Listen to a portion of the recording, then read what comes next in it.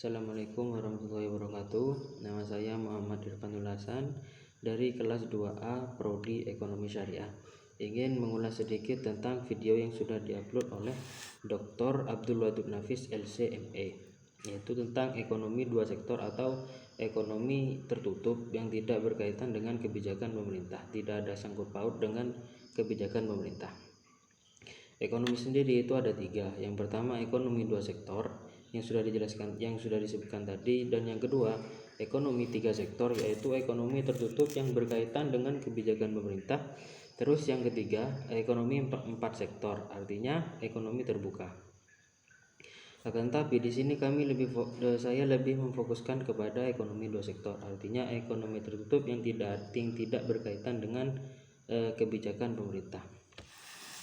Pengertian dari ekonomi dua sektor yaitu perekonomian yang terdiri dari sektor rumah tangga dan perusahaan. Artinya ekonomi dua sektor itu hanya berkisar tentang rumah tangga produsen dan rumah tangga konsumen, seperti diagram yang sudah ada dalam video Dr. Abdul Wadud Nafis LC.MA, yaitu antara rumah tangga produsen dengan rumah tangga konsumen itu saling berhubungan atau saling berkaitan, atau bisa juga dibilang dengan saling membutuhkan, seperti itu. Rumah tangga produsen itu mengeluarkan uang untuk atau sebagai upah tenaga kerja dari rumah tangga konsumen untuk menghasilkan produksi yang diinginkan. Terus rumah tangga produsen itu juga menerima dana atau menerima uang dari hasil produksi yang dijual kepada rumah tangga konsumen, seperti itu. Dan rumah tangga konsumen itu juga menerima uang atau menerima dana dari hasil tenaga kerja yang diberikan kepada rumah tangga produsen untuk menghasilkan produksi yang diinginkan, itu mendapatkan upah. Itu juga menerima dana dan juga mengeluarkan dana atau mengeluarkan uang sebagai biaya untuk membeli hasil produksi dari rumah tangga produsen tadi. Artinya rumah tangga produsen dengan rumah tangga konsumen ini saling membutuhkan, artinya saling berkaitan, seperti itu. Dan tenaga kerja seperti itu, tenaga kerja dan atau bisa kita katakan sebagai sewa tanah, seperti itu disebut dengan faktor produksi. Artinya apa saja yang dibutuhkan untuk memproduksi sebuah hasil yang diinginkan. Terus yang hasil dari produksi itu dinamakan dengan barang dan jasa. Terus aliran pendapatan dalam perekonomian dua sektor itu ada 4. Yang pertama, sektor perusahaan menggunakan faktor-faktor produksi yang dimiliki rumah tangga. Artinya rumah tangga produsen tadi atau sektor perusahaan itu memanfaatkan tenaga kerja dari rumah yang dimiliki oleh rumah tangga atau rumah tangga konsumen, seperti itu. Atau bisa kita katakan sebagai tanah yang dimiliki oleh contohnya tanah yang dimiliki oleh rumah tangga konsumen itu dimanfaatkan oleh perusahaan. Dan yang kedua, dari yang pertama itu dari pihak rumah tangga itu mendapatkan upah ataupun mendapatkan uang sewa, seperti itu. Dan yang kedua, sebagian besar pendapatan yang diterima rumah tangga akan digunakan untuk konsumsi, seperti membeli barang dan jasa yang dihasilkan oleh sektor perusahaan. Artinya dari pendapatan tadi sebagian besar uang yang diberikan oleh perusahaan itu digunakan untuk membeli hasil produksi dari sebuah perusahaan tadi. Sebagian besar itu digunakan untuk membeli hasil dari produksi. Terus yang ketiga, sisa pendapatan rumah tangga yang tidak digunakan untuk konsumsi akan ditabung dalam institusi keuangan. Artinya sisa dari uang yang dipakai untuk konsumsi itu disimpan atau bisa kita artikan disimpan di bank. Dan yang keempat, pengusaha yang ingin melakukan investasi akan meminjam tabungan rumah tangga yang dikumpulkan oleh institusi keuangan. Artinya sisa uang tadi yang sudah dikumpulkan di bank itu dipinjam oleh pengusaha yang ingin membuka usaha baru atau melakukan investasi. Maka rumah tangga produsen dan rumah tangga konsumen itu saling membutuhkan. Hubungan antara konsumsi dan pendapatan.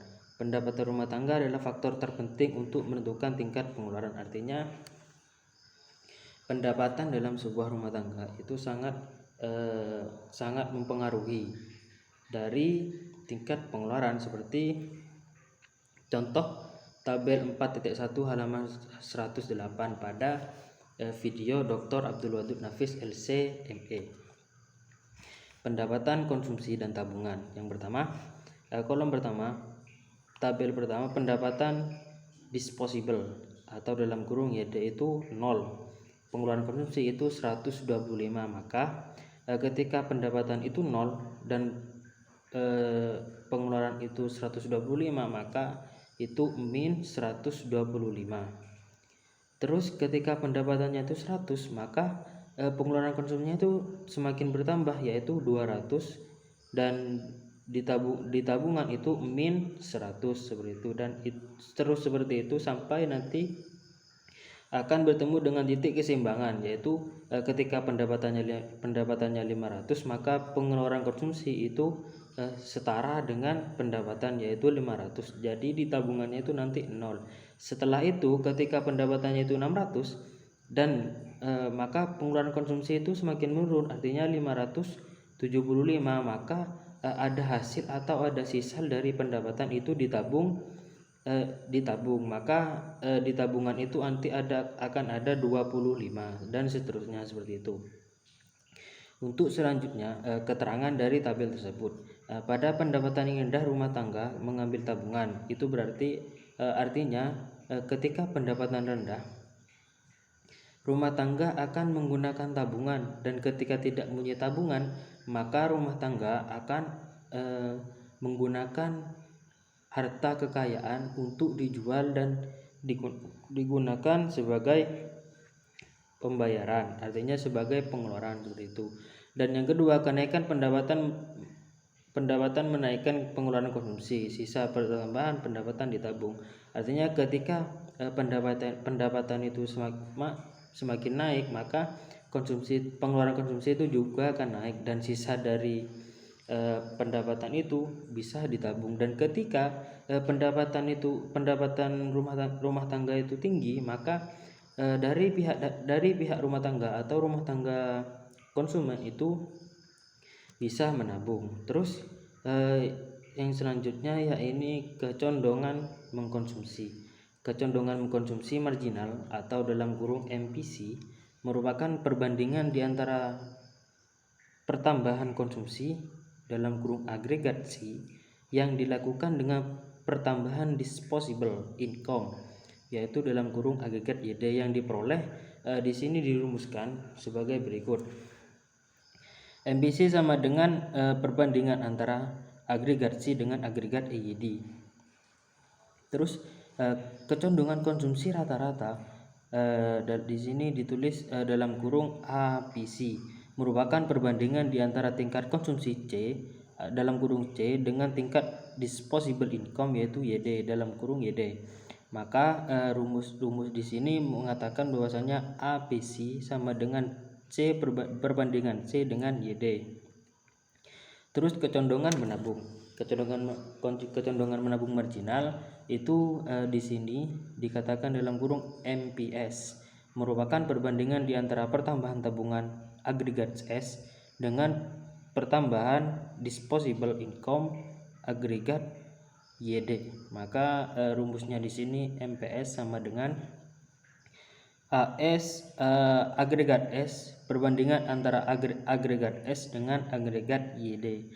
Kecondongan menabung rata-rata menunjukkan perbandingan di antara tabungan yang di sini disimbolkan dengan S dengan pendapatan disposable yang disimbolkan dengan YD. Maka APS sama dengan perbandingan S dengan perbandingan YD.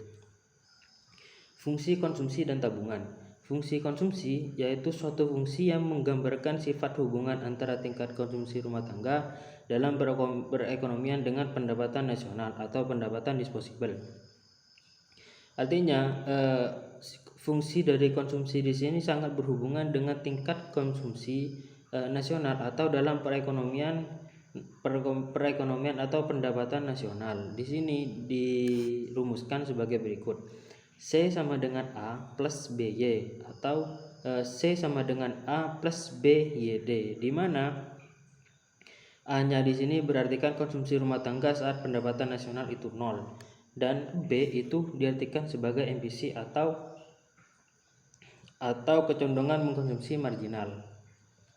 Terus yang selanjutnya fungsi dari tabungan. Fungsi tabungan yaitu suatu fungsi yang menunjukkan sifat hubungan antara tingkat tabungan rumah tangga dalam perekonomian dengan pendapatan nasional, yaitu fungsi dari tabungan yaitu menunjukkan hubungan antara tingkat tabungan dari rumah tangga tadi itu dengan pendapatan nasional. Di sini dirumuskan sebagai berikut.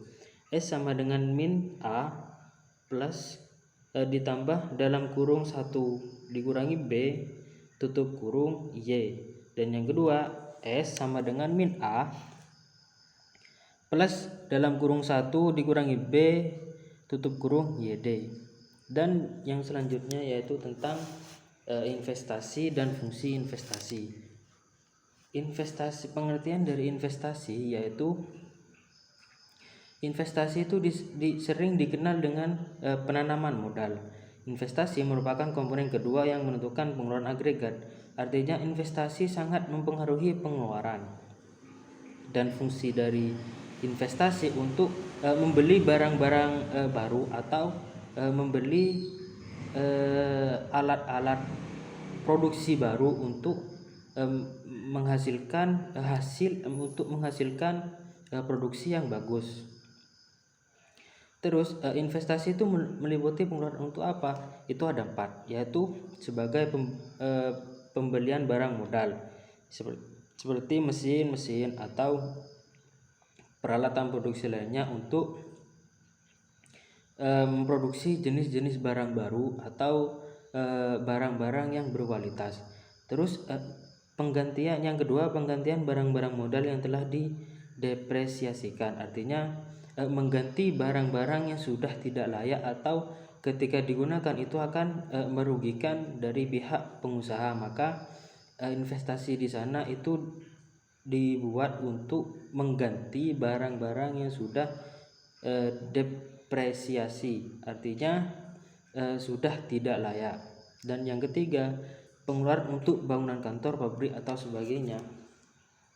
Artinya investasi itu digunakan untuk membangun sebuah perusahaan atau sebuah pabrik atau sebuah kantor-kantor seperti itu. Dan yang keempat pertambahan nilai stok barang-barang yang belum terjual, artinya menambahkan stok dari barang-barang yang belum terjual. Jumlah investasi tersebut disebut dengan investasi bruto, yaitu pembelian barang modal dan pengeluaran untuk bangunan kantor dan pertambahan nilai stok barang-barang yang belum terjual itu termasuk dari investasi bruto. Sedangkan investasi neto itu didapat dari investasi bruto ketiganya dan depresiasi, artinya pergantian barang-barang modal yang telah didepresiasikan. Itu disebut dengan investasi neto. Terus yang selanjutnya yaitu faktor penentu investasi. Apa sih yang menjadi faktor dari investasi? Itu ada 6. Yang pertama, tingkat keuntungan yang diramalkan akan diperoleh. Artinya ketika seseorang yang mau berinvestasi itu memperkirakan hasil yang akan didapat ketika memberikan investasi. Ketika hasil yang akan didapat itu tinggi, maka investasi yang akan diberikan itu bertambah tinggi. Dan ketika hasil yang didapatkan itu tidak terlalu tinggi, maka investasi yang diberikan itu setara dengan hasil yang nanti akan didapat. Terus suku bunga itu sama, artinya ketika bunganya itu lebih tinggi, maka investasi yang akan diberikan itu bertambah tinggi. Yang ketiga, ramalan mengenai keadaan ekonomi di masa depan. Artinya seseorang yang mau berinvestasi itu harus memikirkan perekonomian di masa depan, artinya di masa yang akan datang. Ketika memberikan investasi itu memperkirakan perekonomian yang akan datang. Ketika diperkirakan perekonomian yang akan datang itu lebih tinggi, artinya perekonomiannya itu bagus, maka seorang investor itu akan memberikan investasi yang sangat tinggi. Akan tetapi ketika di masa depan atau di masa yang akan datang itu perekonomiannya akan menurun atau bisa kita katakan suram, maka seorang investor itu akan menahan untuk berinvestasi dan kemungkinan akan disimpan di bank. Terus yang keempat, kemajuan teknologi itu sangat menjadi salah satu faktor penentu investasi. Terus yang kelima, tingkat pendapatan nasional dan perubahannya, itu mungkin hampir sama dengan yang ketiga dan yang kedua. Artinya ketika pendapatan nasional itu semakin tinggi, maka seorang investor itu akan berinvestasi sangat tinggi. Terus keuntungan yang diperoleh perusahaan-perusahaan, artinya diperkirakan ketika kita berinvestasi kepada suatu perusahaan, kita contohkan sebagai perusahaan kain. Ketika kita berinvestasi kepada perusahaan kain, itu akan dikira-kirakan perusahaan kain ini apakah nanti akan menghasilkan menghasilkan keuntungan yang banyak atau tidak. Jika sangat menguntungkan, artinya memberikan keuntungan yang sangat tinggi, maka seorang investor itu akan berani untuk menginvestasikan setinggi mungkin. Akan tetapi ketika perekonomian dalam perusahaan itu atau pendapatan perusahaan itu akan semakin menurun, maka seorang investor itu akan menahan untuk berinvestasi. Terus yang selanjutnya itu fungsi investasi. Fungsi investasi itu ada dua, yaitu investasi otonomi, yaitu seorang yang berinvestasi dengan harga tertentu, tidak ada perubahan, tidak ada perubahan, artinya tidak terpengaruh oleh perubahan pendapatan nasional. Besarnya pendapatan atau pendapatan dari sebuah perusahaan itu disebut dengan fungsi investasi otonomi.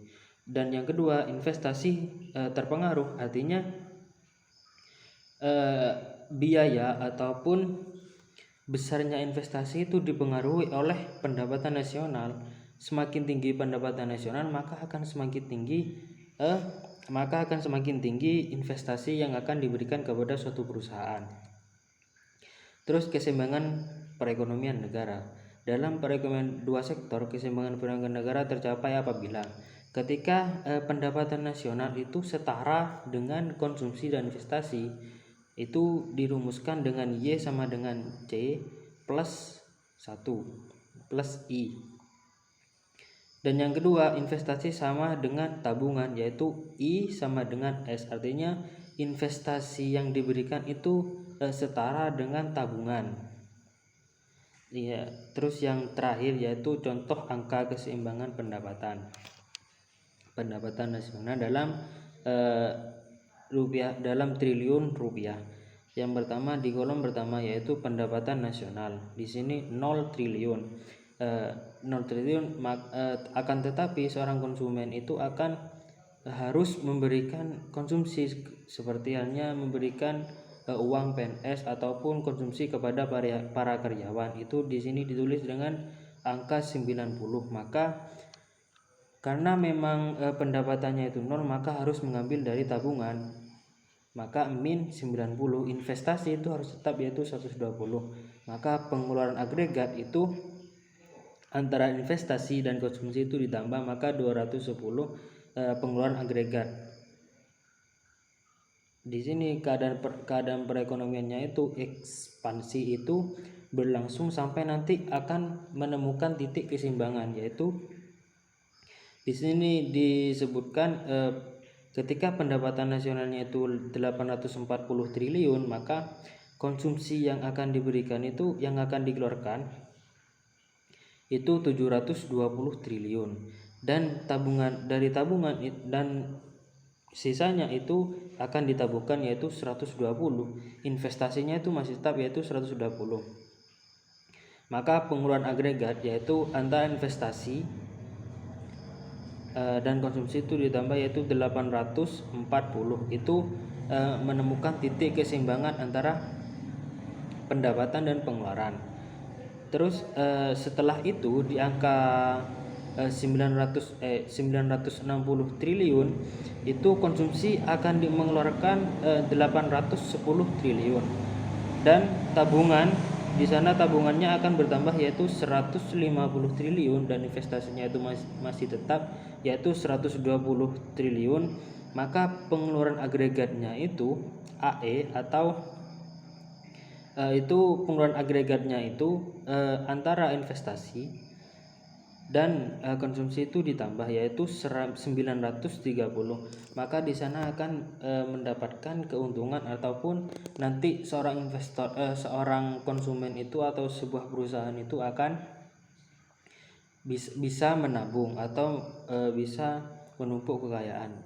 Mungkin hanya di sini dikatakan sebagai keadaan perekonomian yang di atas keseimbangan, artinya belum menemukan titik keseimbangan, itu dinamakan dengan ekspansi. Setelah menemukan titik keseimbangan itu disebut dengan keadaan perekonomiannya itu seimbang, dan setelah melebihi dari titik keseimbangan itu keadaan perekonomiannya itu disebut dengan kontraksi. Mungkin hanya itu yang bisa kami sampaikan, kurang lebihnya kami mohon maaf. Wallahul muwaffiq ila aqwamit thoriq. Wassalamualaikum warahmatullahi wabarakatuh.